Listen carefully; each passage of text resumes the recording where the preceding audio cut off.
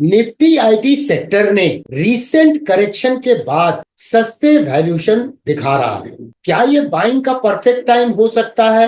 दोस्तों, Indian IT sector Indian stock market का एक इंपॉर्टेंट पिलर है और रीसेंट करेक्शन के बाद वैल्यूएशंस काफी अट्रैक्टिव हो गए हैं।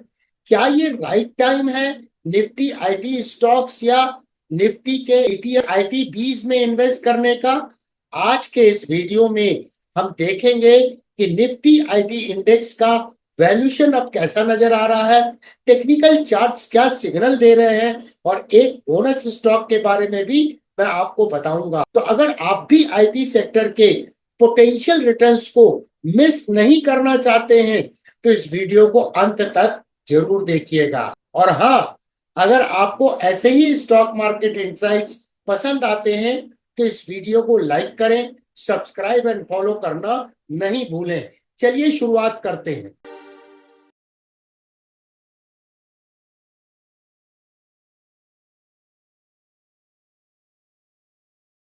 सबसे पहले आईटी सेक्टर के वैल्यूएशन को चेक करते हैं और इसके लिए हम रेफर करेंगे एग्रीगेट कंपनीज फाइनेंशियल्स को, जिसमें 142 कंपनीज आईटी सेक्टर की शामिल हैं। तो as on 20 March 2025 P ratio है 25.8, जो 3 साल के एवरेज से या मीडियन 28.4 से कम। साथ में अगर हम प्राइस टू सेल्स रेशियो की बात करें तो वो है 3.9, जो 3 साल के एवरेज 4.3 से कम है।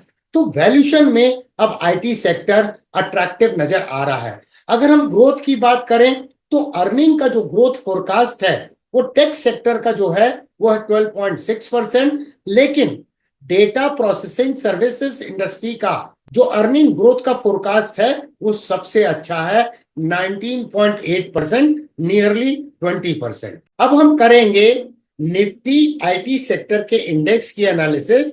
खास करके यदि आप प्लान कर रहे हैं इसके ETF में या इंडेक्स फंड में इन्वेस्ट करने का, वो आपको मदद कर सकता है। ये निफ्टी आईटी इंडेक्स का मंथली प्राइस चार्ट है। ये एक मासिव अप ट्रेंडिंग मूव था और उसके बाद में एक डीपर करेक्शन हुआ और यहाँ पे कंटिन्यूएशन चार्ट पैटर्न बना। ये कप पोर्शन है और ये देखिए हैंडल का ब्रेकआउट हुआ। और अगर इसके टारगेट को कैलकुलेट करें तो पहला टारगेट इसने अचीव किया 61.8% एक्सपेंशन का और उसके बाद ये करेक्शन हुआ। इंपॉर्टेंट चीज क्या है इस ट्रेंड लाइन को समझना, प्राइस का सपोर्ट, प्राइस का सपोर्ट। तो ये प्राइस सपोर्ट के पास नजर आ रही है और कहीं ना कहीं EMA 21 का भी वो कॉन्फ्लुएंस है, साथ में कॉन्फ्लुएंस है ये रेजिस्टेंस एरिया जो कि एक नेकलाइन एरिया भी है। तो मल्टीपल कॉन्फ्लुएंस बात को सजेस्ट करते हैं कि शायद करेक्शन समाप्त हो रहा है, क्योंकि करंट मंथ की जो कैंडल है वो स्पिनिंग टॉप का फॉर्मेशन कर रही है। अगर हम मोमेंटम इंडिकेटर को देखें तो यहां पर आप देखिए इस लेवल को अगर हम इस लेवल से कंपेयर करते हैं तो MDRP नजर आ रहा है, मोमेंटम डिस्क्रिपेंसी, जो फर्दर मोमेंटम की स्टडी के अनुसार भी लग रहा है कि ये करेक्शन समाप्त हो गया है। तो अब यहाँ पे अगर ट्रेंड का रिजम्पशन होगा तो अगला पोटेंशियल टारगेट क्या होगा, इस कप एंड हैंडल का 100% एक्सपेंशन का टारगेट जो आता है 52,673 का टारगेट। तो अच्छा खासा कुशन है, क्योंकि निफ्टी आईटी अभी करीब 36,700 के आसपास में ट्रेड हो रहा है। अब बढ़ते हैं डेली प्राइस चार्ट में कि रीसेंट टाइम में जो करेक्शन हुआ तो ट्रेंड डाउनवर्ड हो गया। इवन EMA 55 ने SMA 144 को क्रॉस अंडर कर लिया। लेकिन यहां गौर से देखें तो कई दिनों से प्राइस एक रेंज में ट्रेड हो रही है, जो इंडिकेट करता है कि शायद ये अक्यूमुलेशन फेज है। अब यहाँ रिस्क कम क्यों है, क्योंकि यहां पर देखिए एक गैप है 34,093 पर, लेकिन ये गैप भी जो है ये ब्रेक अवे गैप नजर आ रहा है। और एक और माइनर गैप है 33,319 पर एक गैप है। तो यहाँ देखिए रिस्क बहुत कम है और रिवार्ड का पोटेंशियल काफी बड़ा नजर आ रहा है। तो जो लोग निफ्टी के ETF में या इंडेक्स फंड में शुरुआत करना चाहते हैं उनके लिए मेरे अनुसार में ये अच्छी अपॉर्चुनिटी नजर आ रही है। आप स्वयं भी इसकी एनालिसिस करके देखें। मैं एक आपको आइडिया देने की कोशिश कर रहा हूं टेक्निकल एनालिसिस के इनपुट के आधार पर। तो आज का बोनस स्टॉक कौन सा है दोस्तों, वो है जेंसार टेक्नोलॉजी का स्टॉक। अगर इसकी स्नोफ्लेक एनालिसिस करें तो एक फ्लॉलेस बैलेंस शीट है और एक एस्टैब्लिश्ड डिविडेंड प्लेयर है।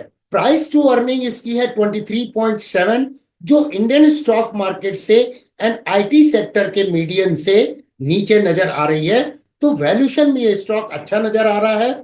वहीं अगर इसके अर्निंग ग्रोथ की बात करें तो पिछले 5 साल में इसकी अर्निंग 20.7% से ग्रो की है और अर्निंग का ग्रोथ फोरकास्ट है अराउंड 13-14% का। करंट डिविडेंड यील्ड है 1.33%। जब इसकी हमने रिस्क एनालिसिस के लिए रेफर किया सिंपली वॉल स्ट्रीट को, तो कोई पोटेंशियल रिस्क इसमें डिटेक्ट नहीं हुआ है। तो ओवरऑल ये फाइनेंशियली हेल्दी कंपनी नजर आ रही है। चलिए प्राइस चार्ट पे इसकी टेक्निकल एनालिसिस करते हैं और प्राइस एक्शन को समझते हैं। अब बात करते हैं आज के बोनस स्टॉक की, तो जेंसार टेक्नोलॉजीज का स्टॉक है और ये मंथली प्राइस चार्ट है।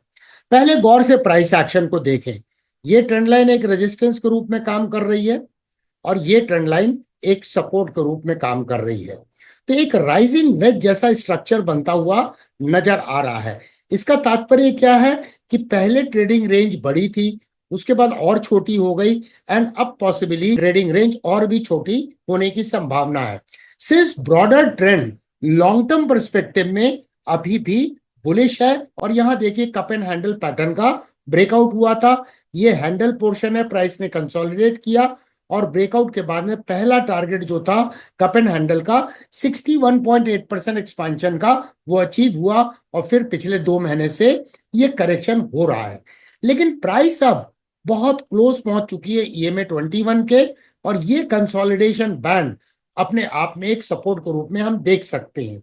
तो यहां पर वैसे भी 500 से लेके 530 का रेंज जो है वो एक इंपॉर्टेंट सपोर्ट एरिया है, तो नेकलाइन एरिया भी है इस कप एंड हैंडल पैटर्न का। तो अब यहाँ पे करेक्शन की समाप्ति के बाद जब ट्रेंड का रिजम्पशन होगा तो अगला पोटेंशियल टारगेट क्या होगा, इस कप एंड हैंडल का 100% एक्सपांशन जो आता है 1446 का, जो काफी बड़ा टारगेट है क्योंकि करंटली ये स्टॉक ट्रेड हो रहा है सिर्फ 674-75 के आसपास में। इसके अलावा अगर मोमेंटम की स्टडी करें, इस लेवल को अगर हम इस लेवल से कंपेयर करें तो यहां पर भी मोमेंटम डिस्क्रिपेंसी RSI में नजर आ रही है। तो RSI भी ये कंफर्म कर रहा है कि शायद ये करेक्शन समाप्त हो गया है। चलिए अब डेली प्राइस चार्ट में चलते हैं। जब हम ट्रेंड की एनालिसिस करते हैं तो ये clear cut down trending move में आ गया है। यहाँ देखिए EMA 55 ने SMA 144 को भी क्रॉस अंडर कर लिया है, लेकिन ये एक इंपॉर्टेंट सपोर्ट के पास में बाउंस बैक यहाँ नजर आ रहा है। तो हमें इसमें इंतजार करना होगा कोई ना कोई रिवर्सल चार्ट पैटर्न बनने का। जैसे ही कोई रिवर्सल चार्ट पैटर्न का ब्रेकआउट होगा तो एक वैल्यू जोन में बाइंग की अपॉर्चुनिटी इस स्टॉक में भी मिल सकती है। तो दोस्तों निफ्टी IT सेक्टर करेक्शन के बाद काफी अट्रैक्टिव वैल्यूएशन पे आ चुका है। आपको क्या लगता है, ये बेस्ट बाइंग अपॉर्चुनिटी है या कुछ और इंतजार करना चाहिए? अपनी राय कमेंट सेक्शन में जरूर बताएं। अगर आपको ऐसे ही इंसाइटफुल एनालिसिस चाहिए तो वीडियो को जल्दी से लाइक करें, शेयर करें और सब्सक्राइब फॉलो करना नहीं भूलें। मिलते हैं अगले वीडियो में।